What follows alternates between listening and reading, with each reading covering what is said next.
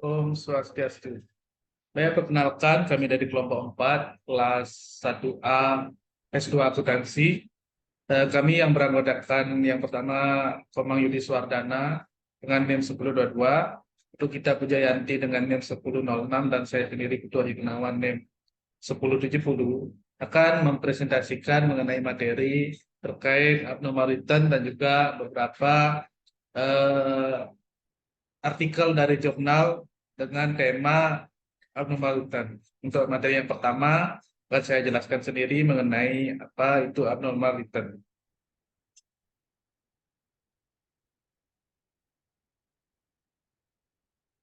Nah, abnormal return ini merujuk pada suatu perubahan aset, perubahan harga suatu aset yang tidak dapat kita jelaskan apa itu penyebabnya. Nah, mungkin eh, ada penyebab-penyebab yang tidak terduga seperti itu.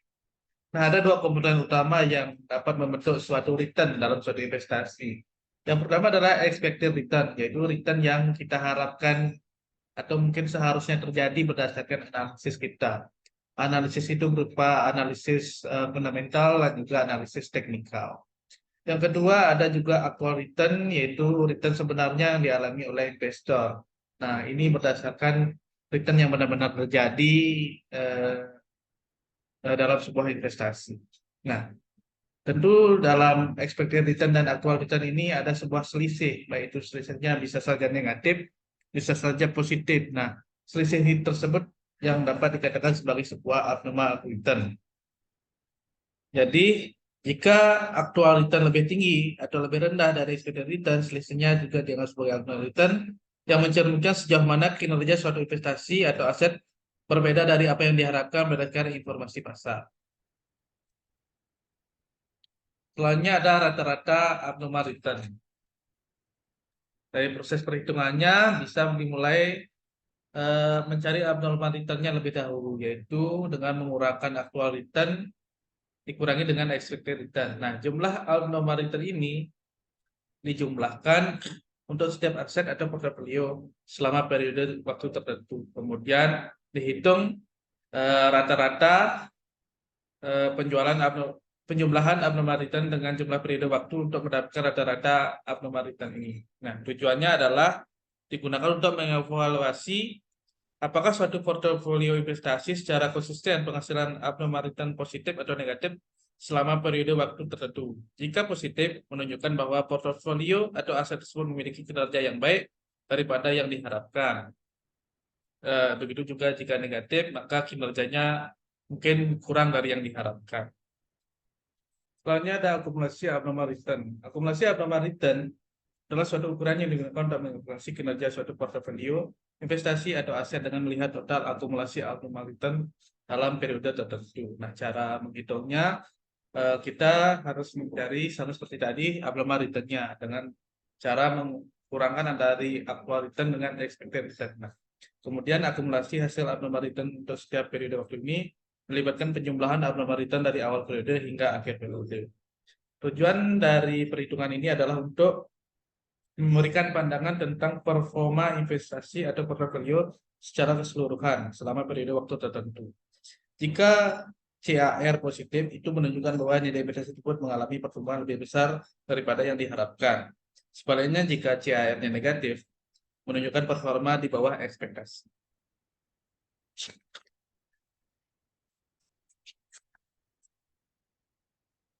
Selanjutnya aja pengujian statistik terhadap abnormal return. Nah, ada beberapa pengujian statistik yang digunakan untuk menguji abnormal return. Yang pertama ada uji T, digunakan untuk menguji apakah rata-rata abnormal return berbeda secara signifikan dari nol. Hipotesis nol dalam konteks ini biasanya menyatakan bahwa tidak ada abnormal return. Sebenarnya hipotesis alternatif H1 menunjukkan bahwa ada abnormal return. Selanjutnya ada uji Wilcox, yaitu uji non parametrik digunakan untuk adanya data-data terdistribusi abnormal return atau asumsi-asumsi lain yang tidak terpenuhi. Ada juga uji event study. Metode ini melibatkan permodelan pengaruh peristiwa tertentu seperti pengumuman laba atau peristiwa bisnis lainnya terhadap return saham atau portofolio. Dan yang terakhir ada metode bootstrap text. Metode bootstrap text digunakan untuk menghasilkan distribusi sampel abnormal return dan kemudian menguji hipotesis nol bahwa rata-rata abnormal return sama dengan nol. Ini membantu mengatasi asumsi distribusi normal pada beberapa uji statistik tradisional. Penjelasan tentang abnormal return. Nah, kesimpulannya jadi abnormal return adalah perbedaan antara return aktual dari suatu investasi atau portofolio dengan return yang diharapkan atau yang diantisipasi berdasarkan faktor-faktor pengaruh pasar secara keseluruhan.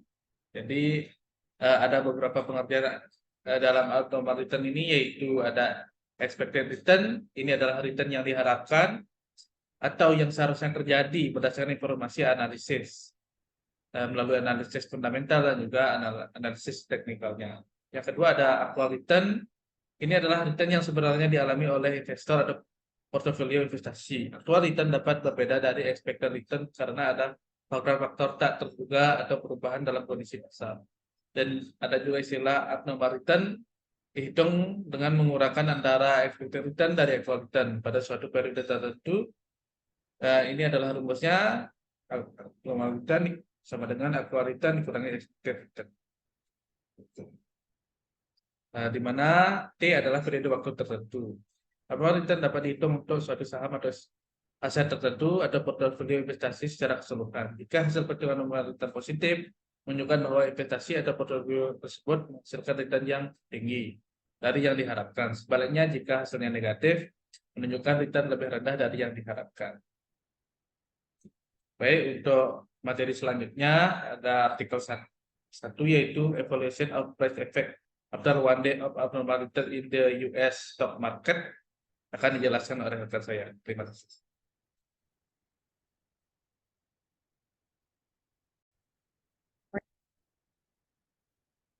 Baik, terima kasih. Di sini saya akan melanjutkan materi tentang artikel yang pertama, yaitu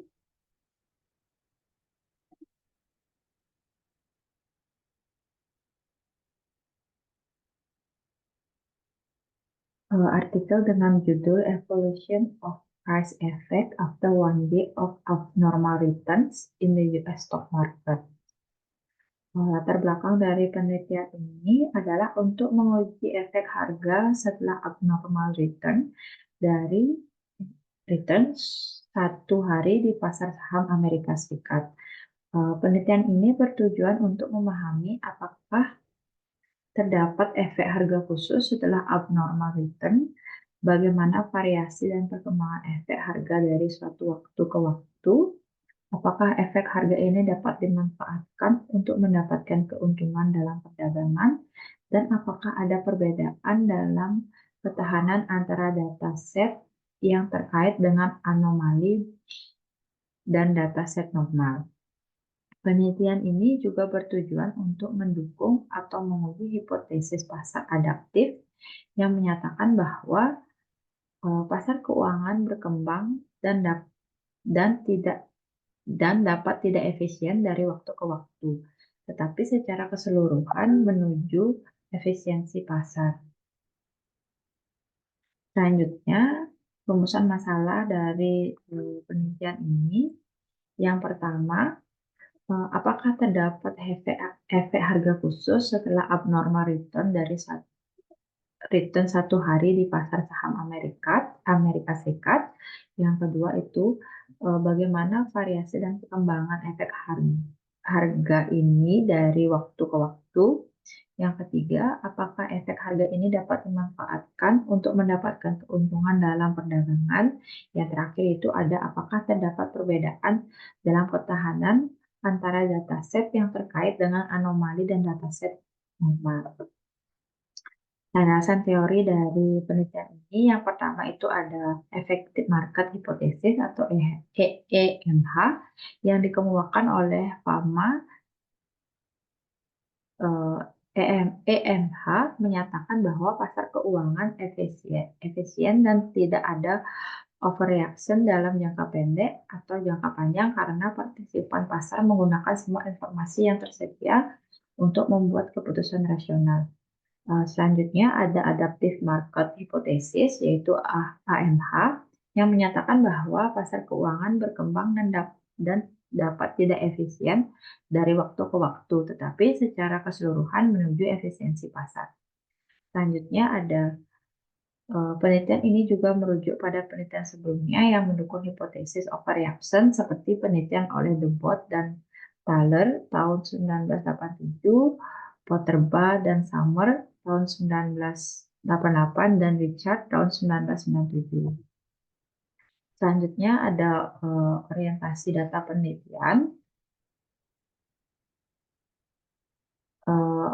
Orientasi penelitian ini adalah untuk menguji efek harga setelah abnormal return 1 hari di pasar saham Amerika Serikat dengan fokus pada Dow Jones Index dari tahun 1990 hingga 2018. Penelitian ini menggunakan data harian dari indeks Dow Jones untuk periode tertentu. Periode tersebut yang diperoleh dari Global Financial Database.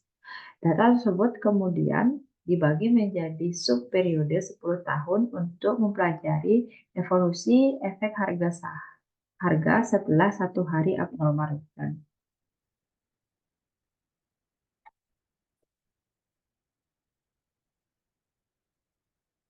Metode analisis data.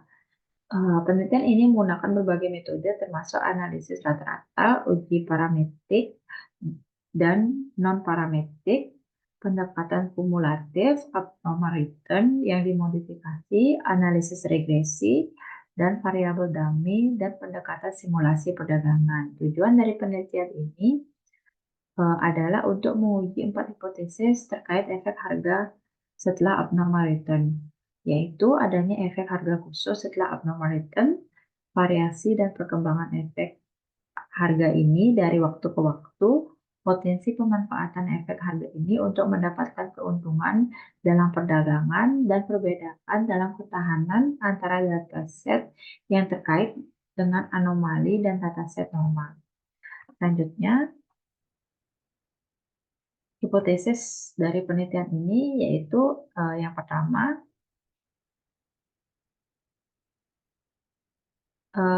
efek harga setelah abnormal return 1 hari bervariasi.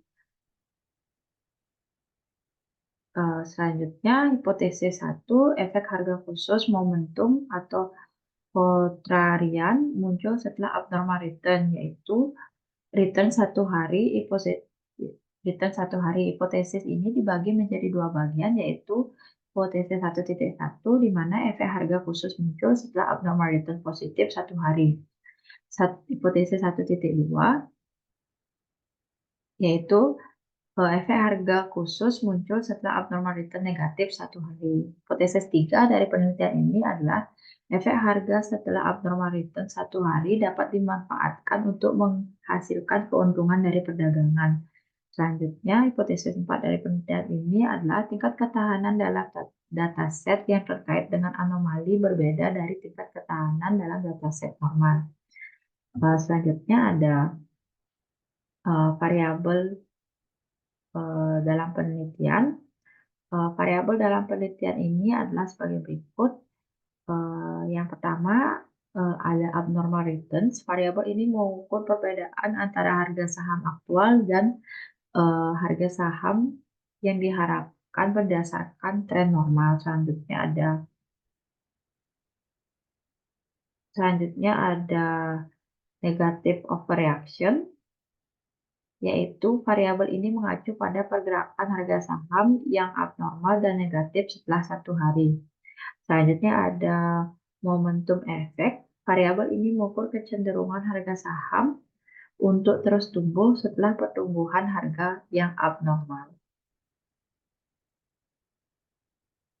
Selanjutnya ada contrarian effect. Variabel ini mengukur kecenderungan harga saham untuk bergerak berlawanan setelah pertumbuhan harga abnormal.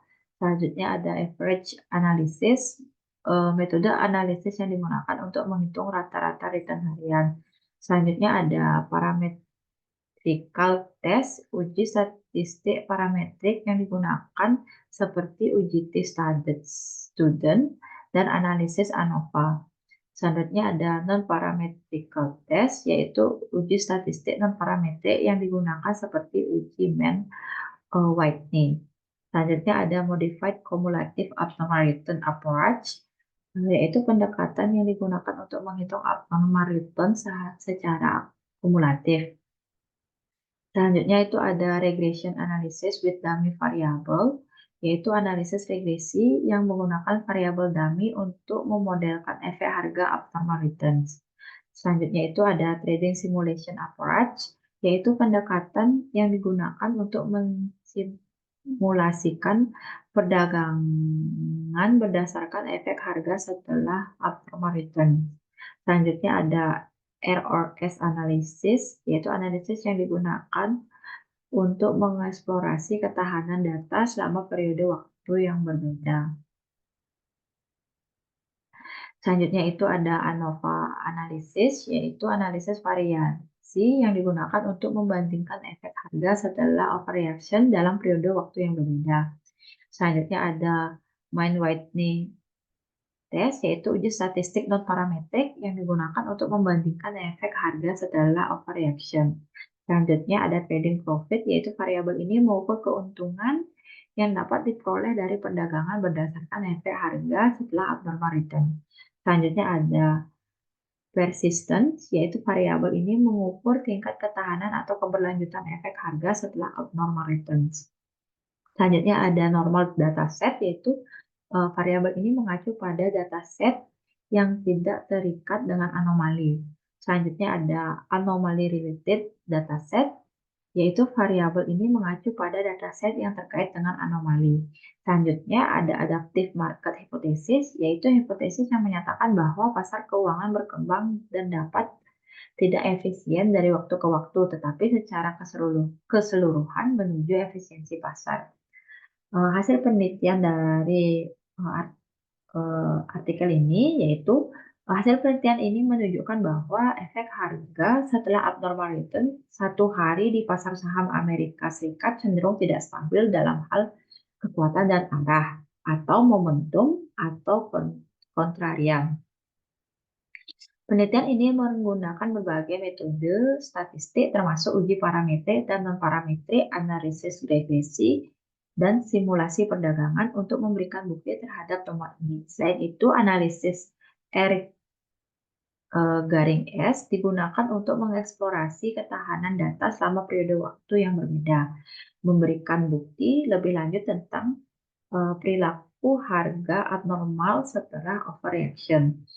Secara keseluruhan, hasil penelitian ini menunjukkan bahwa sementara overreaction harga dapat dimanfaatkan untuk mendapatkan keuntungan, namun efek ini tidak stabil dan bergantung pada periode waktu yang spesifik.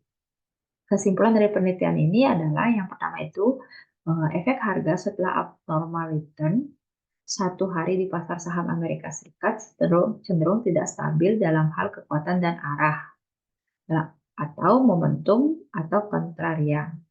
Selanjutnya, antara tahun 1940-an sampai dengan 1980-an terdapat efek momentum yang kuat setelah abnormal return positif yang dapat dimanfaatkan untuk mendapatkan keuntungan dalam perdagangan. Namun, efek ini telah menghilang sejak itu, dan efek harga setelah abnormal return 1 hari di pasar saham Amerika Serikat sekarang lemah dan tidak menghasilkan peluang keuntungan. Selanjutnya, temuan ini mendukung hipotesis pasar adaptif yang menyatakan bahwa pasar keuangan berkembang dan tidak efisien dari waktu ke waktu, tetapi secara keseluruhan menuju efisiensi pasar. Selanjutnya, efek harga setelah abnormal return 1 hari dapat dimanfaatkan untuk keuntungan dalam perdagangan. Namun, efek ini bergantung pada periode waktu yang spesifik dan tidak stabil. Selanjutnya, penelitian ini menunjukkan bahwa studi efek harga setelah overreaction dapat memberikan kontribusi terhadap pemahaman tentang anomali pasar. Namun, masih perlu penelitian lebih lanjut untuk memahami faktor-faktor penyebab dan perubahan efek harga ini dari waktu ke waktu. Selanjutnya, penelitian ini juga menyoroti pentingnya mempertimbangkan ukuran pasar, likuiditas, dan faktor pasar lainnya dalam menjelaskan overreaction harga. Yang ketujuh itu ada kesimpulan ini didukung oleh analisis statistik yang melibatkan berbagai metode pendekatan termasuk analisis rata-rata, uji statistik parametrik dan non-parametrik, analisis regresi, dan pendekatan simulasi perdagangan. Selanjutnya, yang kedelapan, penelitian ini memberikan kontribusi kepada literatur yang mengkonfirmasi adanya anomali harga dan menunjukkan bahwa anomali ini berkembang dari waktu ke waktu dan menjelaskan variasi temuan dalam penelitian sebelumnya. Yang kesembilan, namun penelitian ini juga mengakui bahwa masih ada ketidakpastian mengenai faktor-faktor penyebab overreaction harga dan perlu penelitian lebih lanjut untuk memahami faktor-faktor ini secara lebih mendalam. Adapun kekuatan dari penelitian ini, yang pertama menggunakan data yang luas. Penelitian ini menggunakan data harian dari indeks Dow Jones selama periode 1890 sampai dengan 2018 yang mencakup rentangan waktu yang panjang dan beragam. Hal ini memberikan kekuatan pada penelitian ini dalam memberikan pemahaman yang komprehensif tentang efek harga setelah abnormal return dari pasar saham Amerika Serikat. Selanjutnya, metode analisis yang beragam. Penelitian ini menggunakan berbagai metode statistik seperti analisis rata-rata, uji statistik parametrik dan parametrik, analisis regresi, dan pendekatan simulasi perdagangan. Penggunaan metode analisis yang beragam ini memberikan kekuatan pada penelitian ini dalam menguji hipotesis dan memberikan bukti yang kuat terhadap temuan-temuan yang dihasilkan. Selanjutnya, pendekatan R or ICE analysis. Penelitian ini menggunakan analisis R atau ICE untuk mengeksplorasi ketahanan data selama periode waktu yang berbeda. Pendekatan ini memberikan kekuatan pada penelitian ini dalam memperkuat temuan-temuan terkait dengan perilaku harga abnormal setelah overreaction. Yang selanjutnya, dukungan terhadap adaptive market hypothesis. Temuan penelitian ini mendukung hipotesis pasar adaptif yang menyatakan bahwa pasar keuangan berkembang dan dapat tidak efisien dari waktu ke waktu, tetapi secara keseluruhan menuju efisiensi pasar. Dukungan terhadap hipotesis ini memberikan kekuatan pada penelitian ini dalam memberikan kontribusi dan pemahaman tentang evolusi pasar dan efek harga setelah abnormal return. Selanjutnya, yang kelima, kontribusi pada literatur. Penelitian ini memberikan kontribusi pada literatur yang mengkonfirmasi adanya anomali harga dan menunjukkan bahwa anomali ini berkembang dari waktu ke waktu.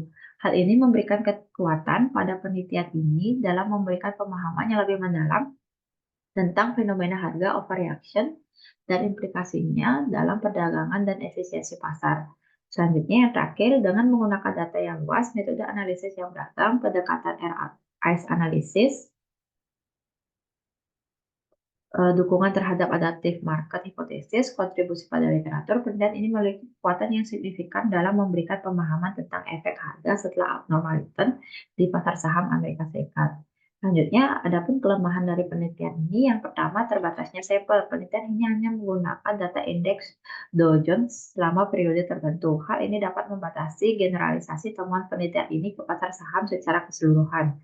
Selanjutnya, tidak mempertimbangkan faktor-faktor lain. Penelitian ini tidak mempertimbangkan faktor-faktor seperti ukuran perusahaan, likuiditas, faktor saham, faktor pasar yang lebih luas yang dapat mempengaruhi berdasarkan efek harga. Oleh karena itu, penelitian ini tidak memberikan pemahaman yang komprehensif tentang faktor-faktor yang mendasari efek harga. Selanjutnya, tidak ada analisis sebab akibat. Penelitian ini hanya mengamati keberadaan efek harga tanpa menganalisis hubungan sebab akibat di antara mereka. Oleh karena itu, penelitian ini tidak memberikan pemahaman yang mendalam tentang mekanisme yang mendasari efek harga. Selanjutnya, tidak mempertimbangkan perubahan waktu. Penelitian ini tidak mempertimbangkan perubahan dalam karakteristik pasar seiring berjalannya waktu. Hal ini dapat menyebabkan temuan penelitian ini tidak relevan atau tidak berlaku pada periode waktu yang berbeda. Untuk artikel berikutnya akan dijelaskan oleh teman saya.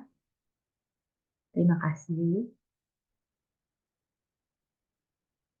Review artikel kedua, The Impact of COVID-19 Pandemic on Abnormal Return of Insurance from a Cross-Country Evidence. Latar belakang. Penelitian ini bertujuan untuk menganalisis dampak pandemi COVID-19 terhadap abnormal return perusahaan asuransi di negara-negara berkembang dan maju. Dalam pengantar disoroti dampak global COVID-19 pada jumlah kasus dan kematian serta tantangan yang belum pernah terjadi sebelumnya bagi berbagai industri termasuk asuransi. Keberlanjutan sektor asuransi dianggap penting untuk stabilitas pasar keuangan khususnya dalam situasi ketidakpastian dan guncangan ekonomi. Studi ini menyiratkan bahwa pandemi dapat menyebabkan abnormal return baik positif maupun negatif bagi perusahaan asuransi. Analisis melibatkan metodologi studi peristiwa dengan mempertimbangkan efek negara, efek jenis asuransi, dan faktor-faktor penentu khususnya perusahaan. Perbedaan perilaku antara negara-negara berkembang dan maju mempertimbangkan sementara sektor asuransi jiwa diyakini mungkin mendapat manfaat lebih besar dari potensi keuntungan dari kerugian.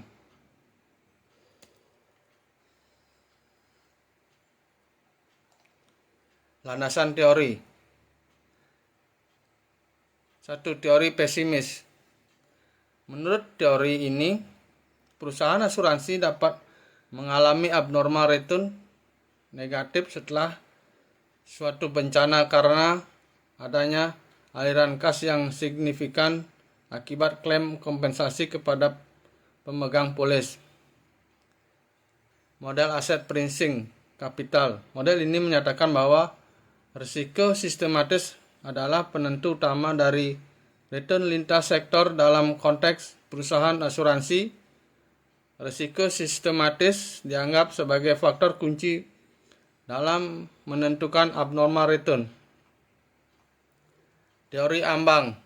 Teori ini menyatakan bahwa individu hanya akan mengasumsikan diri jika nilai persepsi mereka melebihi nilai ambang tertentu.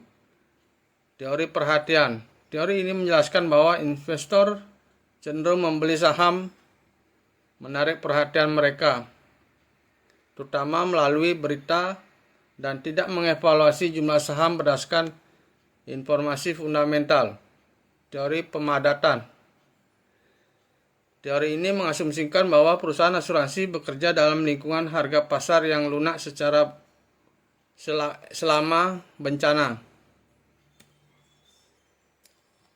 Metodologi penelitian. Metode penelitian dalam artikel ini menggunakan event study untuk menganalisis abnormal return perusahaan asuransi selama pandemi COVID-19. Studi melibatkan 958 perusahaan asuransi dari 8 negara, 5 negara maju, 3 negara berkembang. Data harian harga saham dikumpulkan dari 1 Januari 2019 hingga 15 April 2020 dari Yahoo Finance. Event window dimulai dari T-15 hingga T+45 setelah kasus COVID-19 pertama dilaporkan di setiap negara. Expected return dihitung dengan model GARCH menggunakan data sebelum munculnya kasus. Abnormal return dihitung sebagai selisih antara actual return dan expected return. Hasil penelitian negara maju vs berkembang. Negara maju seperti AS, Kanada, Australia, Inggris mengalami abnormal return signifikan lebih lambat dalam pandemi. Negara berkembang seperti India dan Brasil menunjukkan abnormal return negatif awal dengan India kemudian pulih. Pengaruh umum COVID-19. Secara keseluruhan pandemi secara negatif mempengaruhi sektor asuransi, mungkin disebabkan oleh klaim asuransi kesehatan dan jiwa yang meningkat. Abnormal return negatif konsisten dengan penelitian sebelumnya tentang dampak krisis terhadap industri asuransi. Efek spesifikasi negara. Jerman dan Inggris mendokumentasikan abnormal return lebih tinggi daripada AS, Australia, dan Kanada. Negara berkembang seperti India dan Brasil menunjukkan abnormal return lebih negatif daripada negara maju. Asuransi jiwa vs non-jiwa. Saham asuransi jiwa menunjukkan abnormal return negatif awalnya mungkin disebabkan oleh klaim kematian. Perbedaan berkurang dalam jangka waktu lebih lama menunjukkan konvergensi. Hasil penelitian. Dampak kapitalisasi pasar. Saham megacap merespon awal dengan abnormal return negatif, sedangkan saham large cap dan mid cap menunjukkan abnormal return negatif lebih lambat. Ukuran perusahaan secara signifikan mempengaruhi abnormal return dalam jangka waktu pendek dan panjang.